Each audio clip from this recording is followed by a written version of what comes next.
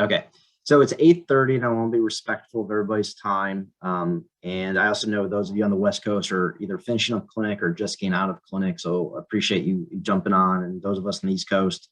And some of us, like myself, have the Red Sox Yankees game on in the background. So I appreciate you logging on.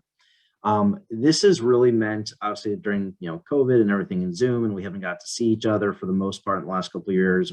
Casey and I have made an effort to have at least one or two interactive meetings a year before hopefully we get to meet in person in Austin next April. So this is just hopefully a 5-minute update for each subcommittee, plus what Casey and I have been working on. And then hopefully we have enough time at the end to either have an open forum, or if there's any questions or concerns or anything that Casey and I need to pass on to the board. I think as everyone knows at this point, mute your microphone, please. If you have any questions, please use the chat function. If there's anything else going on, you're more than welcome to send me a text. But like I said, most of you have my cell number, I think, at this point. Or if there's ever a IT issue, Andy Myers graciously agreed to be in the background. This is also being taped. I know at least one person has reached out to me that she can't make it tonight, but this is being taped. So Andy, is this going to be on the YouTube channel, or where would that be if we need to let people know who can't make it tonight? Yes, we'll upload it to YouTube tomorrow. Awesome, thank you. So first, a big thank you to the Fellowship Committee subcommittee chairs. Rick is the subcommittee chair for the ACGME. Jessica Knapp for professional development, Jennifer Maynard, who cannot be on tonight, so I'll take her slides for the periodic survey. Leah Kincan and Ted for the in-train examination. Matthew Weissler for the Fellows Matters, and a brand new approved subcommittee chair and subcommittee, Elliot, is now in charge of the top 120 articles, which is an official subcommittee. So a big congrats to Elliot as we were able to get that passed earlier this year. This was a question I think everyone knows at this point. Oh, Andy, I'm getting texted from an individual saying that there needs to be a passcode. I don't know if that is something that has come up or not. I think everyone knows this at this point as interviews have started, but all interview decisions are made at the local level. As I know there are a lot of questions about this summer, so just to put it back out there, AMSSM does not have any oversight with respect to potential fellow interviews. Our recommendations from the board of directors and the executive committee has been to follow your respective hospital and GME office guidelines for any GME related matters, including interview options for fellow candidates. Again, this is probably known at this point. We e-blasted this out, I think it was in the summertime, but in case anyone was still had questions or concerns, or they're just starting the interview process, being that it's still early October. Also, NRMP and the all-in compliance, once again, NRMP all-in compliance monitoring for sports medicine will continue. Casey and I just reviewed all the documentation that was required from all of the match fellows from the accredited programs, and we sent that back in the last week or two. So just for full transparency, AMSSM is all in compliance again for 2021-2022. This was a question that was asked for those for some folks going into the summertime. It basically was, do the fellowships have approval for H-1B visas and or J-1 visas? There are, I believe, 190 total accredited fellowships. So you can see the response rate was not as robust as we had hoped. But basically, from the responses that we got, it was anywhere from 44 to 52%. Depending on which type of visa. For those of you who are not aware, I did do a quick little just blurb so that if you want the slides in the future, just look up the difference between a J1 and H1B visa. The fellowship directors that are on this call, I think will know this, but for anyone else who's curious, I put that on there and you're welcome to read about that.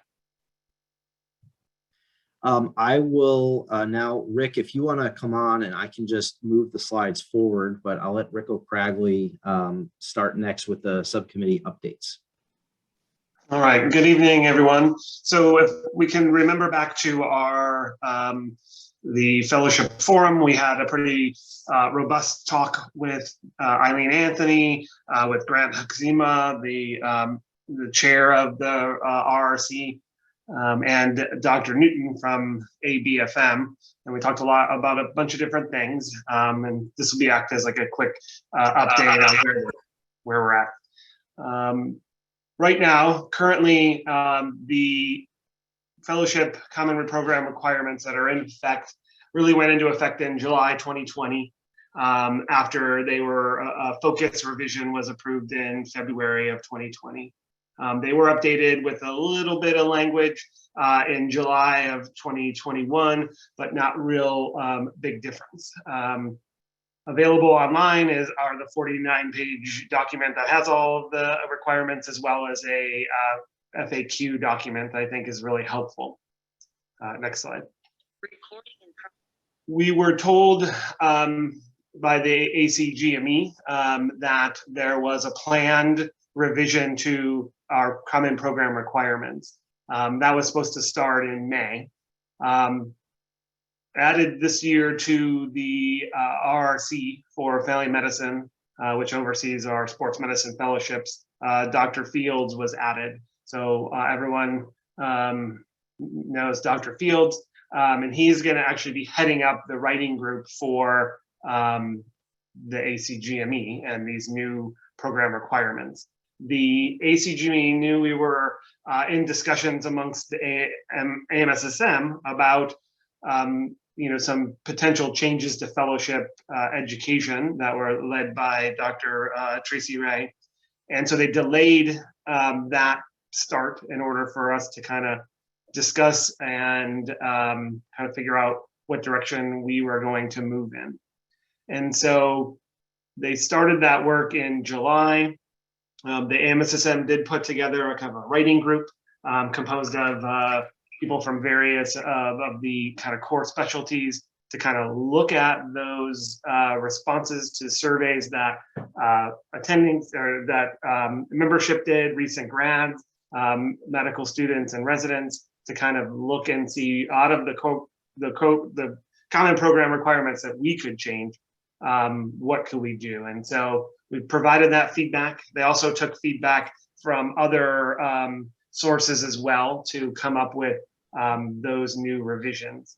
So it was supposed to be kind of this time that they were going to put out a draft document. Once the draft document's out, they will go through a open comment period. So once they publicize that, I will be able to pass along that information. It was delayed a little bit, as at the same time that sports medicine is doing it, the revision family medicine as well. And so they wanted to make sure that those lined up before they went kind of forward. So maybe December, probably January now is what it looks like, but there'll still be the comment period. Then they have to get board approval. So they're still wanting to have these ready for July 2022. So our input was heard, and I think we have pretty good representation as far as that goes. So that's kind of the update on the common program requirements. All right, next slide. We also talked a little bit at the meeting about some of the changes that were coming to board certification. All specialties have to kind of follow the American Board of Medical Specialties, so ABMS is revamping that. You should have all seen the things I sent out in various ways that came out on the e-blast about giving comments regarding that draft document. We did solicit members to respond directly to the ABMS as well as to us, so we can collate that and send a letter on behalf of the organization to the ABMS. And so we did submit that letter to the organization. They're going to consolidate all the feedback they get from all of the different stakeholders. And I think in October, they meet again to kind of move forward with their with the draft standards. But this includes things like professionalism, length of testing period. So there's a lot of different things that's involved with that. And that's easily found on their ABMS specialty website. So that's what I got for that. Next slide. And then a couple things, collaborate still there. I think it's a good way to share information. And then next on that, we still have the Fellowship Directors Toolbox. I did get a couple of volunteers who were interested in some feedback, helping revamp that. I don't want to do a lot of work if we're gonna then have to retool it again at the end of, in the summer. So we might start a little bit of stuff that may not change. So that's it for that. Awesome. Thanks, Rick. Uh-huh. Ethics. So this is something that Casey, actually, to give a lot of credit, Ken Mountainer really ran this for the last 3 years. And then when Ken switched over to the ultrasound committee, Casey and I kind of comboed it for now. We just finished the basically all in honor sheet, if you will, where basically what happened is, and to give you a little peek behind the screen, is we have to go through every single fellowship in the country. And if any fellowship matches more candidates than what they are credited for, Casey and I would have to reach out to that fellowship and inquire, why did you match, or how did you match more than your accredited slots? There was not one fellowship for 2021, 21, 22 that did that. So that made our lives a lot easier. That was actually something that I just finished up on Sunday with Jody Gold. But that is something that if a fellowship, and if there's any fellowship directors that may have a situation such as maybe a military match or even outside the match situation, please reach out to myself or Casey, because we can make sure to provide some guidance. And sometimes we'll inquire with some other folks who have been in this position before, such as Ken Mountainer or FAMSSM, who knows a lot as well about what about military appointees, what about IMGs with funding from a home country, some others where maybe there's a clinical research program in a couple of the 2-year fellowships, but it hasn't been accredited yet. So that's something to be aware of, particularly for fellowship directors on this call. But that said, the all-in is complete for 21-22. Jessica, you are up. All right. Hey, everybody. Can you hear me okay? Yep. Awesome. All right. So on to the next slide. If you want to go on to the next slide. Sorry. That one's just my name. Hey, everybody. So I'm in charge of the faculty development subcommittee, and we've put together the topics for the faculty development ICLs based on feedback from y'all from the AMSSM meeting this spring. We also asked a bunch of questions on the survey that we did at that meeting, looking to just improve turnout for ICLs. Some of the suggestions were changing the time, making it later, doing a pre-conference, providing breakfast in the room, doing some more advertising. So we took that feedback and brought it to the folks running the program planning committee. We do have a change in some of the timing for the faculty development stuff. So we're going to have the morning ICLs, and then we're going to be having a main stage talk in a collaboration with the Will group. So next slide. It's frozen. Oh, there we go. So some of the other, there was a lot of great feedback, videos or modules, quarterly meetings, conference, perhaps for faculty development, emails that are similar to poems, conference during the fellows conference, directed just at the faculty development, doing an AMSSM Collaborate forum, and social media. And so working with that group on branching out, but right now focusing on that main stage new thing that we're working on. So next slide, please.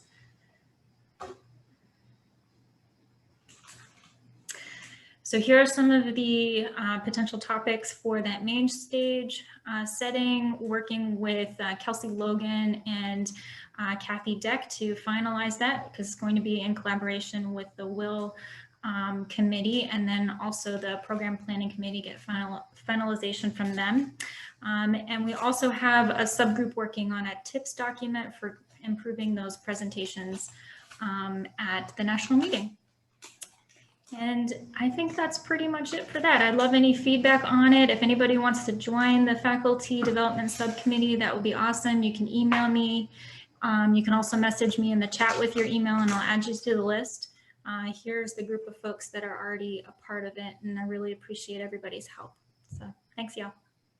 Thanks, Jess. Awesome. All right. Jen Maynard is unfortunately she's a prior commitment for tonight. So she gave me 1 or 2 updated slides, as well as a little bit of data that was printed at the AMSSM Board of Directors meeting in July. So this is from Jen, just the 22 periodic survey updates. There will be added a gender neutral question or prefers not to answer that currently is not on the survey. So that is going to be updated. She is working with her team to have a more detailed breakdown of procedures such as ultrasound guided versus landmark, location, injection type, number, program director, perceived competency, so on and so forth. We do want to start to add in orthobiologics, mean exposure versus competency, similar to stress ECGs and VO2 maxing, again, exposure versus competency, and so on and so forth. One thing I really like is the fellow scholarly activity. Obviously, there is a significant difference in a publication of a manuscript versus just a poster versus a full podium, etc. I think everyone would probably agree with that. This is from the 2020 aggregate data. And one thing that I wanted to point out on Jen's behalf is the 42% response rate for the 2021 for the 2020 data. Prior to the combination of the 2 surveys, one was basically through AMSSM and one IRF had developed, and we combined them and kind of trimmed the fat, so to speak. The response rate previously was somewhere around 13 to 15%. So Jen and her team have done a fantastic job, as well as a big shout out to Michelle Lane for really asking everyone to really make sure you try to fill out this survey every year. And you can read through some of the very basic data points that we put on here. As an example, let me move my screen a little bit. How many fellows graduated based on the response rate? That's not going to be completely accurate because there's over 190 fellowships, but based on who replied, you can see what's going on in terms of number of fellows in each specialty background that have graduated from your program this year. Sort of goes along with the percentage based on membership, where approximately 70% of AMSSM membership is family medicine. Then it's usually somewhere around 10, 11% PM&R, and 1 or 2% left is peds and EM and internal medicine. So the next thing is the survey steps. This is something that Ken and I put together over a year ago that basically just shows how you can go about doing this. If you do not know as a fellowship director how to log in to do the fellowship director survey, either let me know or let Jody or Michelle know.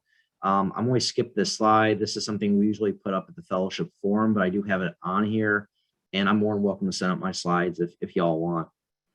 And this also talks about what you will need. So I know at least one person reached out to me today to ask that question when you log into your account, as well as what you're going to need as a fellowship director, program director. This is here, and this has not changed in the last year or so.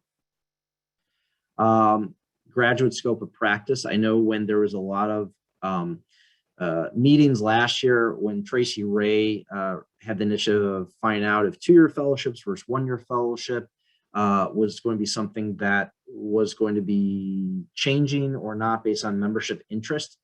One of the big concerns was about job practices and things of that nature for the graduating fellows. Well, the scope of practice I thought was important to put up as one data point. So you can just see for the percentage from the past 5 years of graduating fellows, and this is as of a year ago, about a quarter are high school team physicians, about a fifth are collegiate team physicians, and you can see some other data as well. But it's good data to have as a program director for a variety of reasons, as well as for the faculty that are part of the respective fellowships. All right, Leah and Ted, you guys are up. All right, you can go ahead and advance the slide, Jason. Okay. So this is data that was presented at the annual meeting, but just for those who didn't get a chance to see it, this is just kind of our looking at the test scores and how the IT performs kind of year over year. So for last year's class, so the 2020 pre-test, so the one that they take like in the summer, fall, average score was 59.5%, so almost 60%. And we had 230 people take it. And then when they take the test in the winter, more took it, 289, and the score went up a little bit to 62%. And remember, these are two separate tests. The pre-test is the test that was given to the previous class. Go ahead and advance it, Jason. So basically, it's last year's test performed very similar to the years before. Scores tend to range between 59 to 68% correct. We had a couple more fellows take it this year than last year, so it kind of grows a little bit every year. And then as per previous years, when we compare the same test that's being taken, fellows tend to do better later in the academic year, as we would expect. The difference this year was a little bit smaller than other years, but kind of well within the normal range. And I think the impressive thing is that we create a new test every year, but still it's been fairly consistent in terms of what people are scoring. So I think that that's helpful, a little bit helpful with year-to-year comparisons if people are doing those. Then the next thing is a possible new project for the subcommittee. So we were approached by two members who were interested in helping us to develop an online question bank to help fellows study for the CAQ exam. So we're kind of really in the very beginning stages of gathering information about this and the feasibility and cost, et cetera. We would likely continue the printed study guide at least for the next edition, which would come out in 2023. And then after that, we would have to kind of see, I think, where things were going. Yeah, so I think it's still, we're trying to see if there would be enough interest in it. It would probably be subscription based. We don't know what that would look like quite yet. Would it be 3 months, 6 months, a year? Would there be options? You know, we'd have to figure out cost and if that's going to be feasible for fellows as well. But just trying to gather a sense of if people think that that would be worthwhile and would be helpful, I think is where we are currently. Andy, can you put up the poll so we can just get there we go. So if everyone can just vote real quick.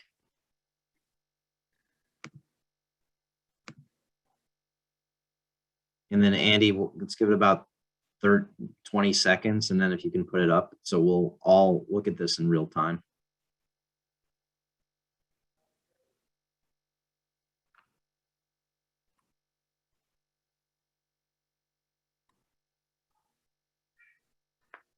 All right, it was a yes or no, so I would hope everyone's voted by now. Andy, can you put up the results?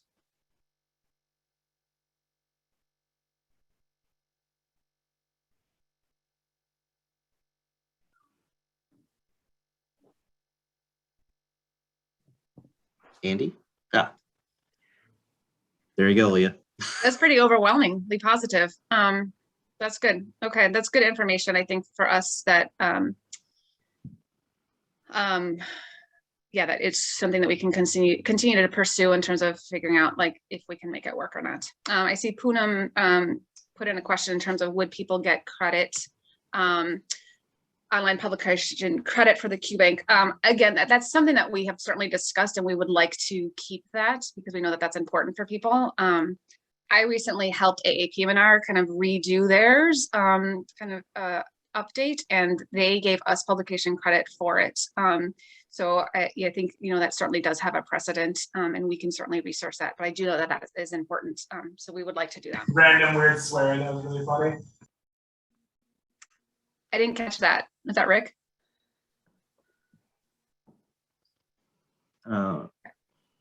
So let's see here. Yeah. So, and one thing I want to mention on Leah and Ted's behalf, that this is a brand new idea. Nothing is being done one way or another. There is a very good relationship with the group that with Healthy Learning for the preparation of the study guides. This is just trying to think about, Lee, how do you say it, kind of going into the 21st century, if stuff needs to be more online versus print? Yeah, I think especially for younger learners, that they really appreciate being to do it online. You can access it from anywhere. You can track things a little bit easier, right? You can use metrics to see what subjects you're having difficulty with and which you're doing well in. So it could provide a lot more data, I think, for fellows who are data driven, to help them guide their studying. So Elliot wrote, has there been discussion of transitioning from the study guide ITE questions to the QBank? Yes, that's part of what we're looking at in terms of kind of how could we take the questions that are already in there and just update them and use them. But again, those questions have been used for the study guide. And so it gets into who owns what questions in what form. So we're still kind of figuring that out. But yes, if we are able to use those questions, that would certainly make it easier. And I got a private message, so I'll keep it from private, whoever sent me, but can we also make it an app?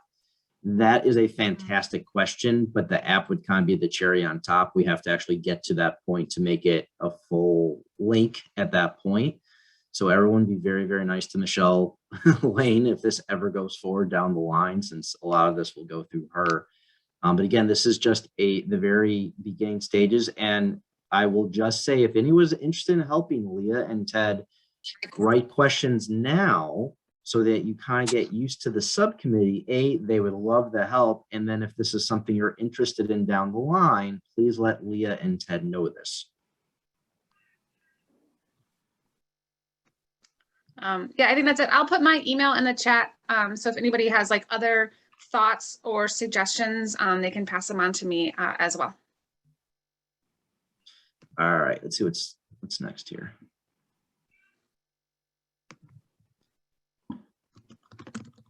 All right, Matt Weissler, you're up. Great. Well, hey, everyone. So I just want to give some updates of what our subcommittee has been up to. And so the first thing, so a fellowship field manual, which is a document that's probably about 10 years old that we just updated. And so thanks to Aditya and Andy for doing the heavy lifting on getting that updated. So we're in the final stages of getting that kind of finalized and approved. And so for the fellowship directors, certainly that's something that I would direct your fellows to once it's uploaded, and we'll make sure we get that pushed out as well. Resident boot camp is an idea that Isaac and Andy have been working on for a few years now, and the virtual meeting we did have at resident boot camp, we're having more of a full picture of what the actual vision was for the boot camp for this upcoming meeting. So we're really excited. So this is going to be directed more for the resident learners, and so certainly look out for that as we get to the annual meeting in Austin next April. And then Kong Kong Lu is our current fellowship class representative. So he's been working with a couple folks, John Keel and Stephanie Toe, and Michelle has been helping to pull together essentially all of the different videos and resources on that educate from an exam standpoint. And so certainly I think this is something he's really passionate about and has been working with them. And this is a project that I think they're kind of working towards and getting closer on. And I think it's going to be a really great resource for probably all of our learners, right? From students through fellows and even those of us in practice. So I'm excited about that. And then as you all know, I believe we have fellow liaisons to each current within AMSSM. One committee that we did not, or one group we did not, is the AMSSM Foundation. And so we're working with them to see if we can get a fellow liaison to the foundation, especially looking at some of the service project and trying to really connect our fellows with some of the foundation initiatives. So those are some of the things we're working on. If you want to move forward. And so the Fellows Top 120 is a project that Elliot Hu has been fantastic working on for the last several years. And so I'll let Elliot share an update on that. Thanks, Matt. Thanks. Thanks, Matt. Elliot, you're up. Okay. So Fellows Top 120, it's a project that, a lot of us on this call even have been working on for several years. So it's gone through a variety of iterations. A lot of us on the call were involved in the initial creation of this list. And then, annually we've been reviewing. So it's in its third year of annual review now. And last year, actually this past year, we reviewed 5 sections and a total of 22 articles. We actually took out one section, exercise physiology, just because the committee who reviewed it thought that there wasn't anything very specific to, in terms of articles to contribute to that. And they thought that it would be better for these articles to kind of be dispersed amongst the other sections. So that's the only update that I have, in terms of the top 120. It's always available on the Fellows Web Library, which I maintain as well. It's amsssm.blogspot.com. We're annually updating several sections, always looking for volunteers. I will put my email in the chat as well. So if you have any interest, or if you know people who have interest, whether they be medical students, residents, fellows, attendees, whoever it is, as long as they're interested, let me know.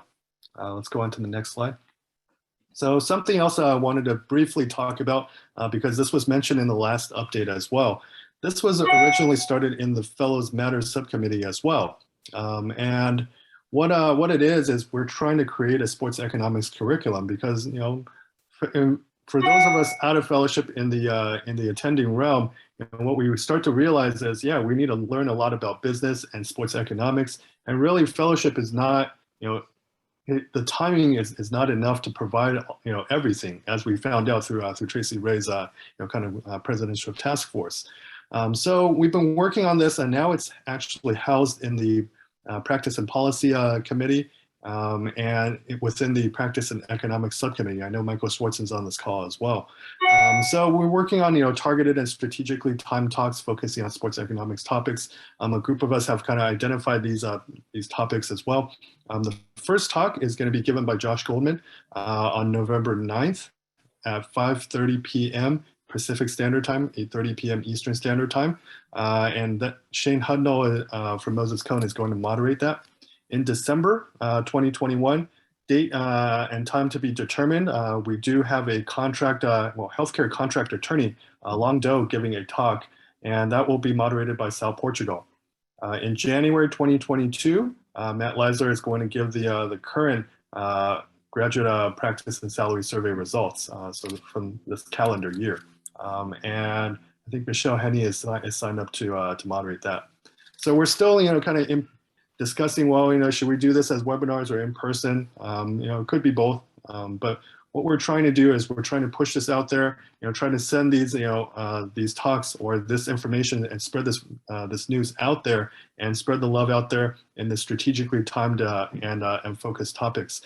So what we usually did was we took the Fellows Research Conference and targeted fellows and said, hey, what's the feedback? Where do you think this should go? What questions do you have? Because there's usually a jobs panel at that Fellowship Leaders Research and Leadership Conference.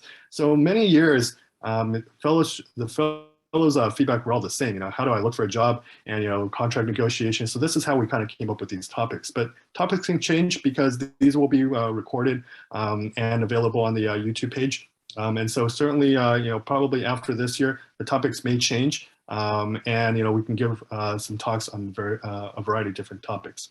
So once again, if you want to help or if you have any questions, please let me know. I'm going to put my email in this in the chat function. Thank you, Jason. I want to give an extra little shout out to Elliot, because Elliot has been trying to do a lot in the background, and I feel I'm very happy we're able to get the Fellows 120 as a formal subcommittee. But then also with the sports economics curriculum, this is something that he's also been working on with lots of help from other folks, but Elliot's really been the leader of this for a very long time. And Cynthia Lavelle, who is the current chair of the P&P committee, if you have questions about the subcommittee, definitely go through Elliot, or you can obviously email Cynthia as well. But I just like to give some kudos to Elliot for all the hard work that he has done really behind the scenes and with no one really seeing it because of no conferences the last 2 years. So Elliot, this is really fantastic. So good job. So this is just kind of the usual shout out, particularly if we have any young faculty on the call. But please, a great way to kind of really work your way up in AMSSM is through service. In particular, these are some of the subcommittees that definitely usually need help. Leah and Ted can always use question writers for the in-service training exam. Faculty development, on-site and distance education on teaching how to teach is something that Jessica has talked about in the past year or so, and was alluded to by Matt Weissler. Isaac and Andrea have been really working on the resident med student boot camp since the 2020 meeting. Unfortunately, the last 2 meetings have been virtual. So fingers crossed that we'll have in-person meeting with a in-person boot camp. But if this is something that you'd like to help with, please email either or both of them. And also the ACGME, which Rick O'Cragley is the chair of, and he spoke at the top of the meeting. So, this is something, whether it is a fall or winter meeting or when we have the fellowship forum, but with respect to next year's fellowship forum, if anyone, you don't have to answer now, has suggestions on what you'd like to see, whether from the fellow side or the faculty program director side, special topics that maybe have not been addressed in the last 2 or 3 years, ways that Casey and I and our subcommittee chairs can improve the fellowship committee, and are there any initiatives that we haven't thought of, or maybe a new idea like Leah addressed with the QBank idea that we should think about doing or work our way up to the board, which is what Elliot did with the economics curriculum. So those are some questions to kind of get everything stimulated. What I'm going to do is unshare, and then if folks want to come on video, and if you have questions, I guess the best way would be, raise your hand with the reaction button, and Casey and I will try to answer as best we can, or if we can, if there's someone who knows the answer to some of these questions, go for it. We have probably about 15 or 20 minutes, and it's now 3-0 Red Sox over the Yankees, if you're curious.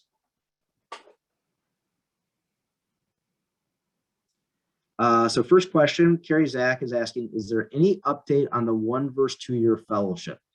As far as I know, there is no change to the fellowship training at this time. Is 1 year fellowship, unless your respective fellowship, and there are a couple of them, is a 2 year, but there is no mass change in the fellowship training or training length at this time.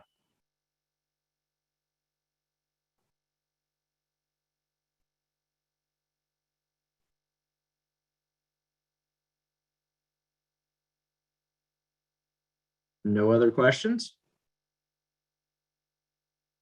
Jody or Michelle or Andy, is there anything you wanted me or Casey to discuss?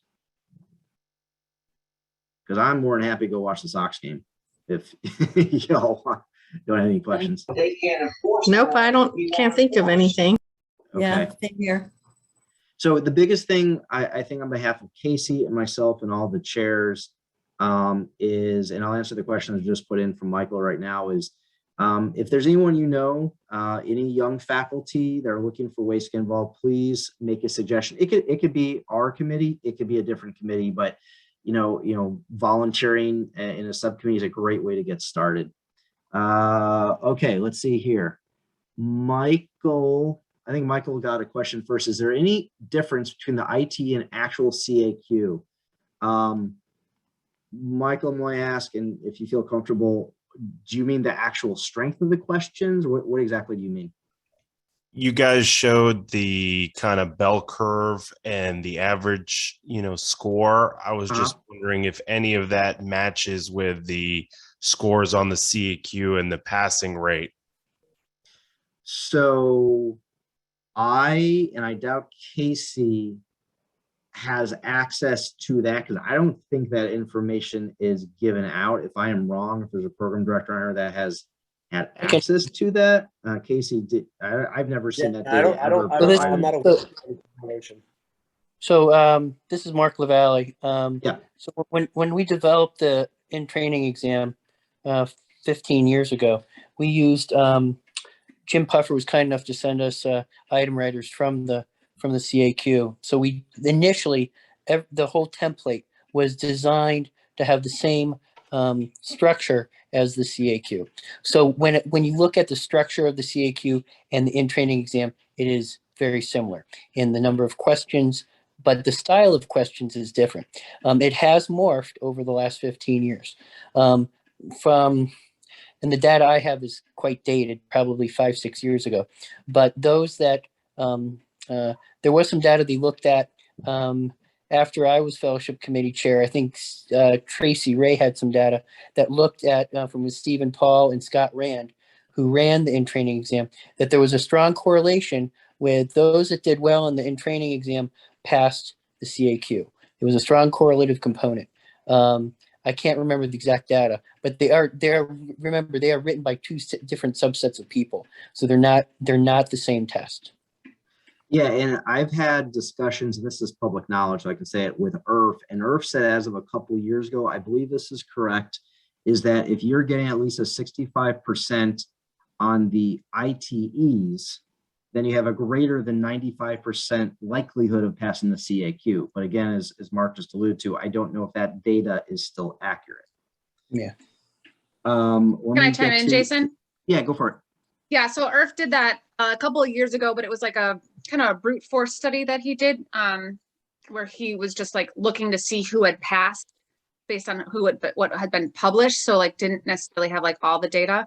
And we haven't repeated that study since then. I think the only correlate you can say is that the average score has stayed pretty much the same over the years. So maybe that is still accurate, but maybe not.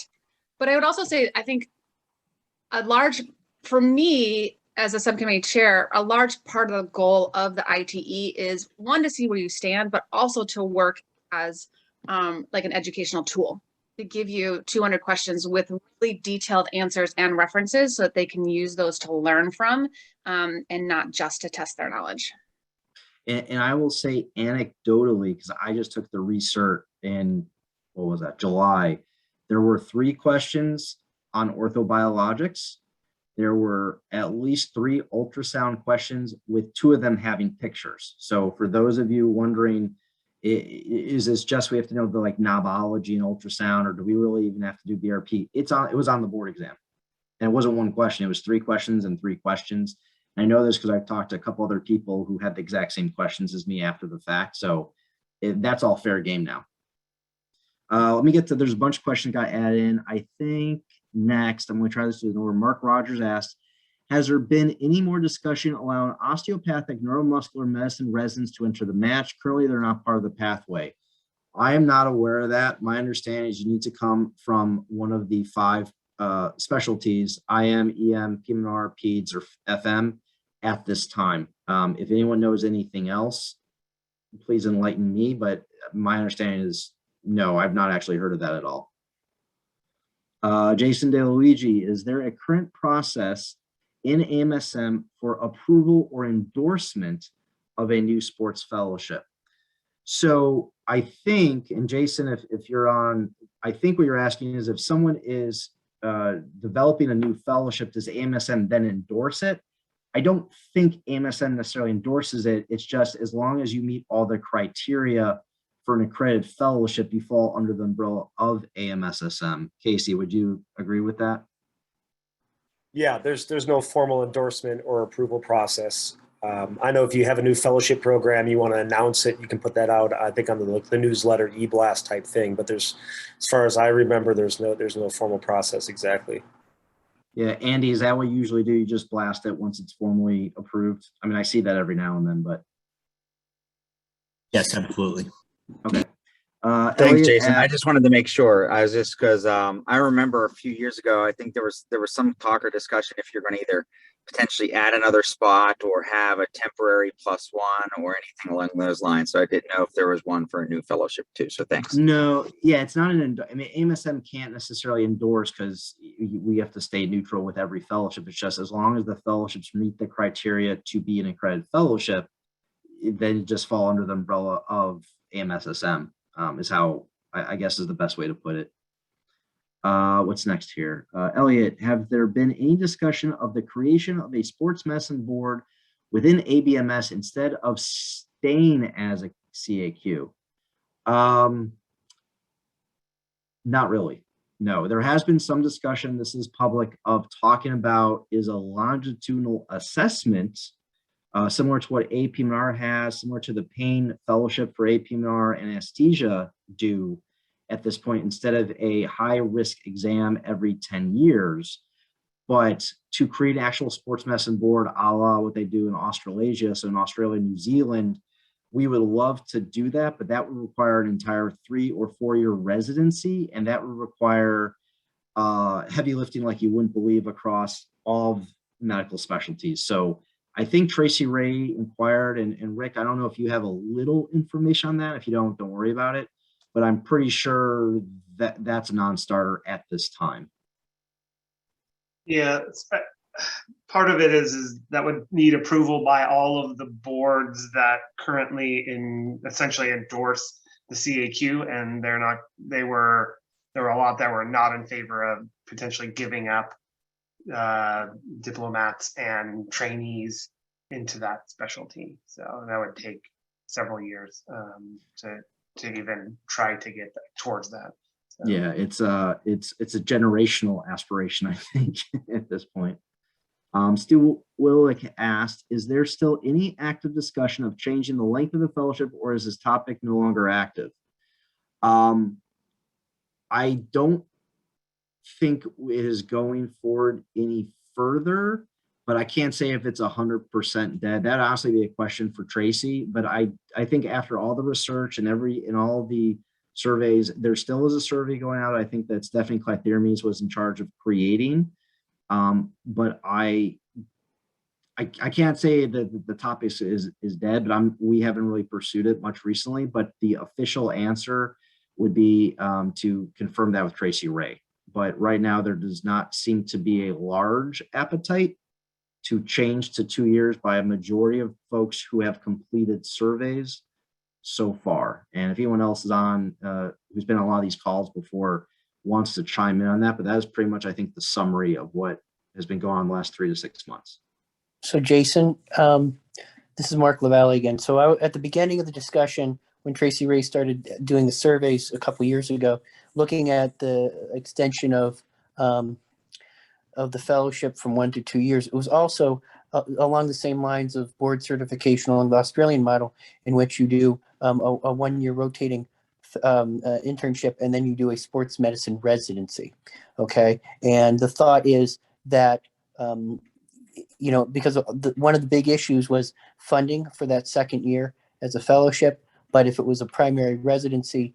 So that was one of the thoughts in the early stages of why Tracy and others of us wanted to ask the question. Obviously it would be a huge paradigm shift from being a fellowship to being a primary residency.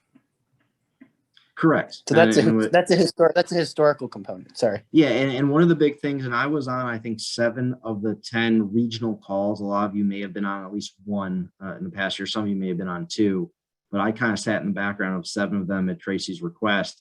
And that was a big concern, is even if someone could do a 2-year fellowship, was the funding. And then when you add in the COVID challenges, it's a very difficult issue. If funding was not an issue, so obviously that's not real world, but for the moment, let's pretend that if funding was not an issue, I think there might have been a greater percentage that said, oh, maybe we could do it or not. But then when you add in the funding aspect or data point, it became that much more challenging. And then obviously there have been a couple slots lost just due to COVID and funding through respective hospital systems throughout the country.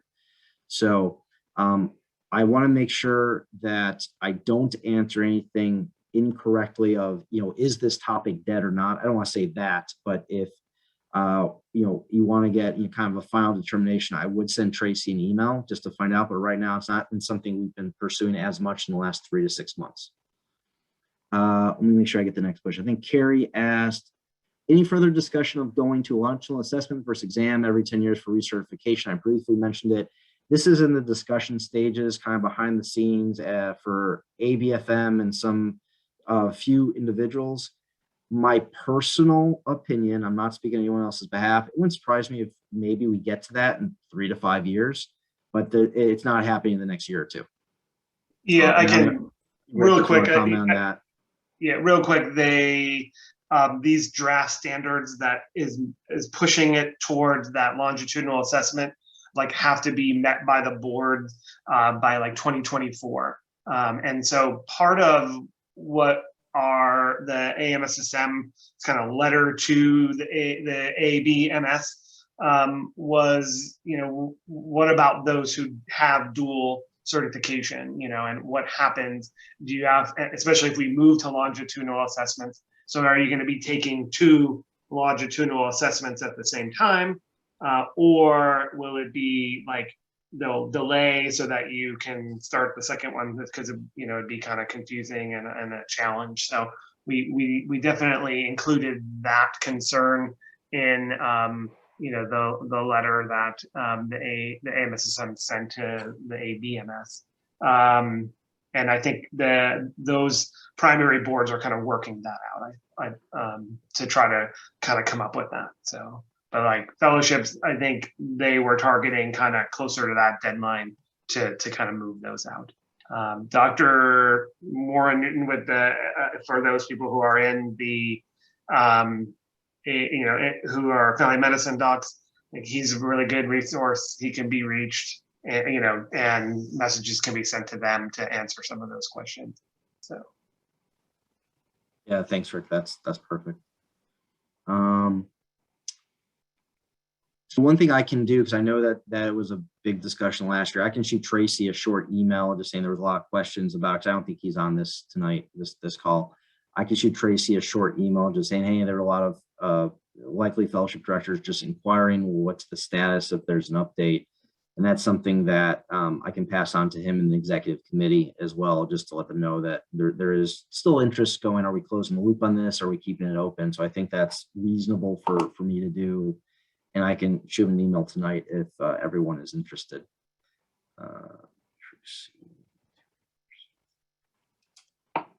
So I think I got to every question. Casey, was there anything from your end that I missed or anything you want to throw out there? No, just thank you for all the work on this. I really appreciate it. And thank you, everybody. I think we were up to close into the 90s at the highest point. So we're still over 80 now. So thanks for everybody who came on. Otherwise, you know, it's 9:22. I'll stay on for a couple more minutes, though I'll keep looking over my shoulder at the TV. It's still 3-0 Sox in the 4th. But if anybody has any other questions, please feel free to reach out to me and Casey. I know we're always available. We'll try to answer emails as it works in terms of our schedules, but we're usually pretty good about it. Otherwise, hopefully this is helpful. The next board of directors meeting is December 10th.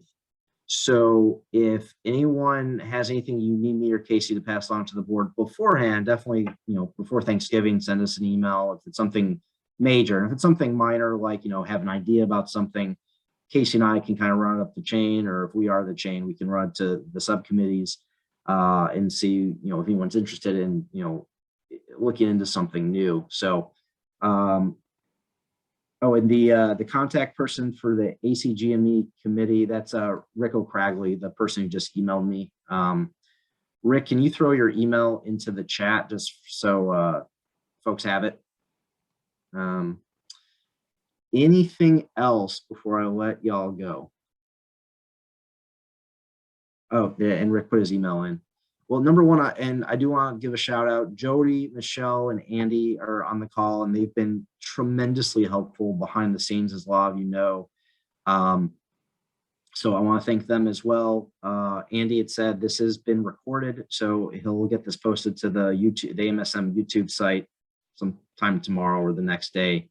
And if you all come up with any questions, you know, shoot us an email. Otherwise, everyone stay safe and hope everyone's fall is going well. Thanks for joining in tonight.